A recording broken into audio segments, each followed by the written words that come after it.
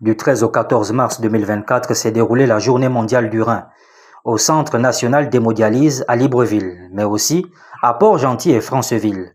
Le thème de cet événement était « La santé rénale pour tous, promouvoir un accès équitable aux soins et une pratique optimale des médicaments ». Que retenir de cette journée? Écoutons le docteur Ingrid Avomomba, qui revient sur les objectifs visés par cette campagne, tout en donnant plus d'informations sur cette maladie asymptomatique, souvent détectée à un stade très avancé. Bon, la journée d'hier était dédiée au dépistage de la maladie rénale à Libreville au niveau de l'Estana du Mont de Cristal. Nous avons également fait la même activité au niveau de Port-Gentil et Franceville. Bon, la maladie rénale, c'est une anomalie en fait structurelle, morphologique ou fonctionnelle du rein. Lorsqu'il y a un dysfonctionnement, c'est ça la maladie rénale. La maladie rénale évolue à bas bruit. Elle est asymptomatique quand elle commence, elle ne fait mal nulle part.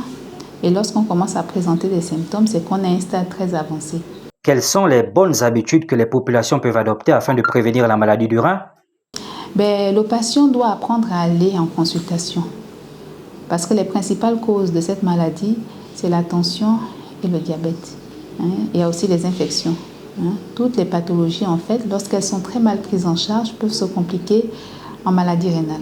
C'est la raison pour laquelle il faut qu'on apprenne aux Gabonais à aller en consultation. Et c'est une maladie, c'est une pathologie comme tout autre.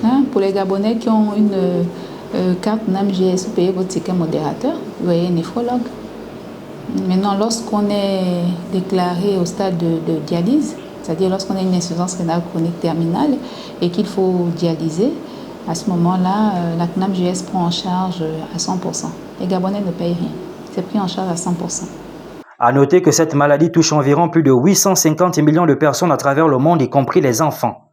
D'où l'importance d'avoir un bon suivi médical régulier, se faire dépister au moins une fois par an, faire des exercices physiques et boire au moins 2 litres d'eau par jour. De leur côté, les populations veulent que de telles campagnes se multiplient tout au long de l'année afin de sauver des vies.